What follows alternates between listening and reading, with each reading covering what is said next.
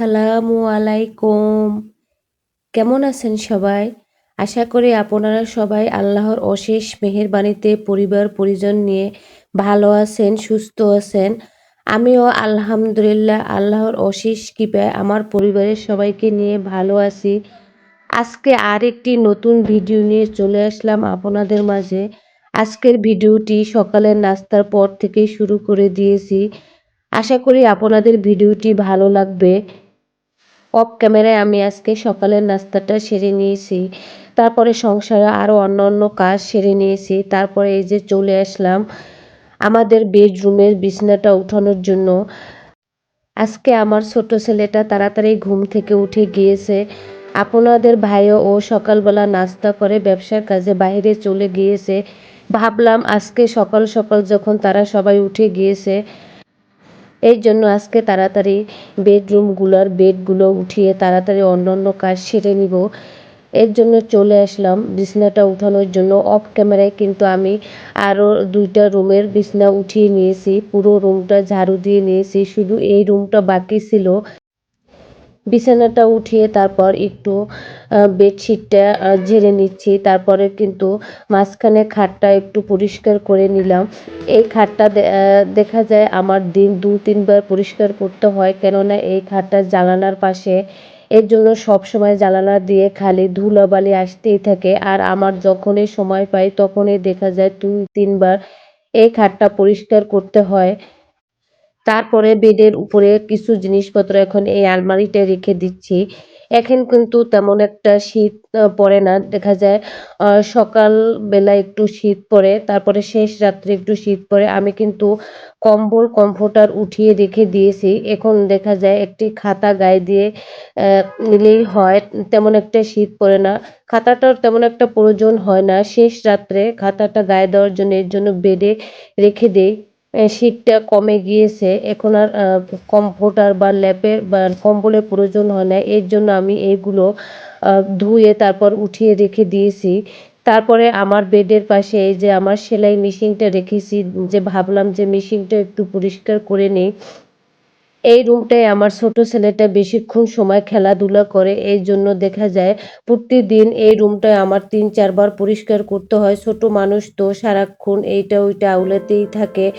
আর আমি কেয়ার করার, আমি খালি গুছিয়ে রাখতেই থাকি। আমার আবার গোছগাছ না থাকলে ভালো লাগে না।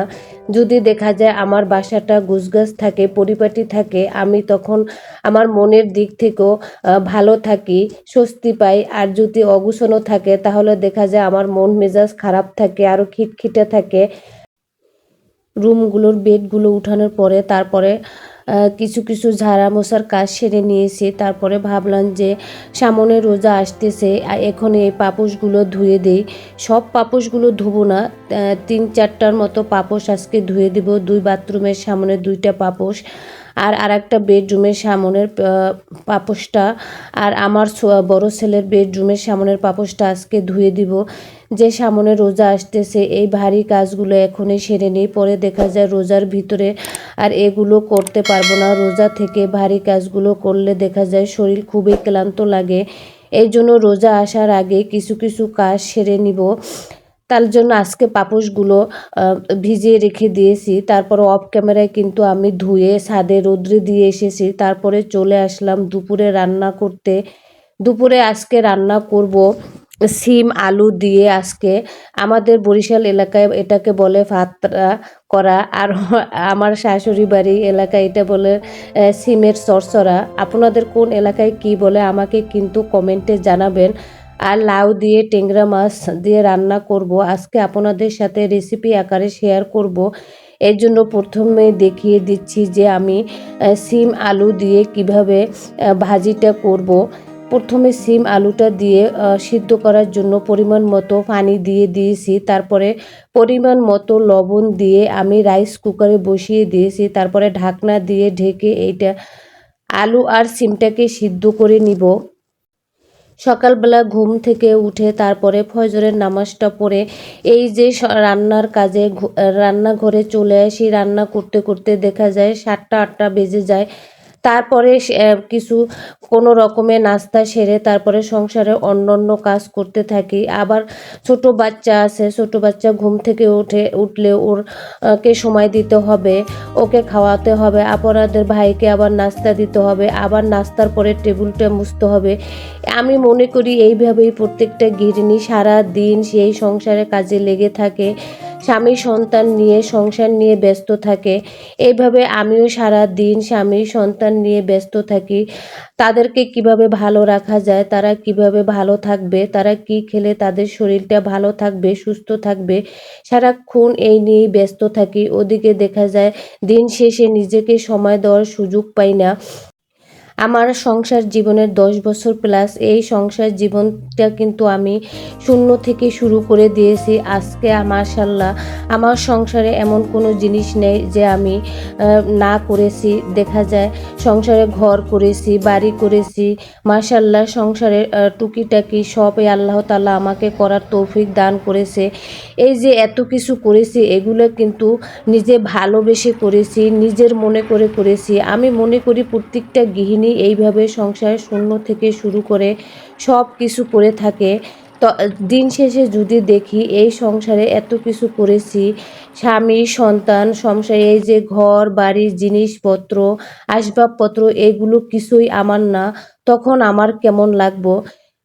এইভাবে যদি দেখা যায় সব কিছুই আমার না অন্য একজনের, তখন বলেন তো একটা নারীর জীবনে আর কিছু থাকে? এর চেয়ে কষ্টের দুঃখের একটি নারীর জীবনে আর কিছু হতে পারে না।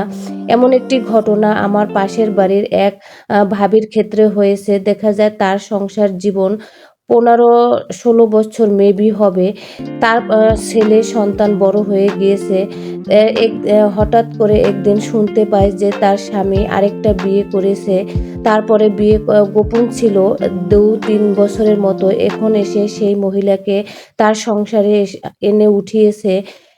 ভাবি তো রাগ করে দেখা যায় চলে গিয়েছে, সে আর সংসার করবে না। আমি ভাবলাম যে দেখে সারা এই 14-15 বছর তার সংসার জীবনে সে নিজের মনে করে সব কিছু করেছে, স্বামী সংসারে যত্ন নিয়েছে। ওদিকে দিন শেষে দেখা যায় এই সংসার তার না, স্বামী সন্তান তার না, ঘর বাড়ি তার না, এই ঘরের যে ফার্নিচার আসবাবপত্র আছে এগুলো তার না। ওদিকে এই সব কিছু ফেলে, সব কিছুর মায়া কাটিয়ে সে কিন্তু সব ফেলে চলে গিয়েছে।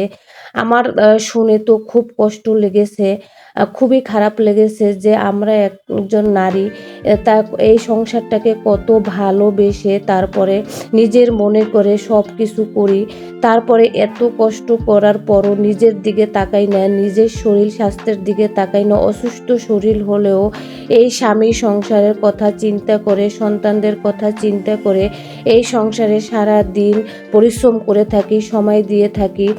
ওদিকে দেখা যায় দিন শেষে এই সংসারটা আমার না, এই স্বামী সংসার কোনো কিছুই আমার না। তখন একটি নারীর জীবনে আমি মনে করি এর চেয়ে দুঃসংবাদ ও খারাপ কিছু হতে পারে না।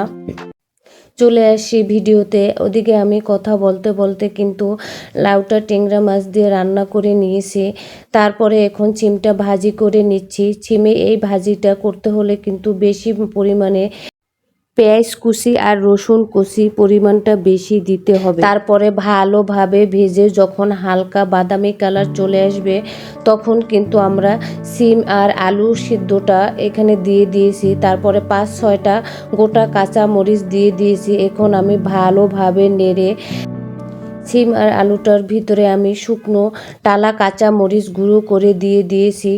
আর পরিমাণ মতো ধনেপাতা কুচি দিয়ে এই যে আমি সিম আর আলু ভাজিটা নামিয়ে ফেলেছি। মাশাআল্লাহ দেখেন দেখতে কত সুন্দর হয়েছে।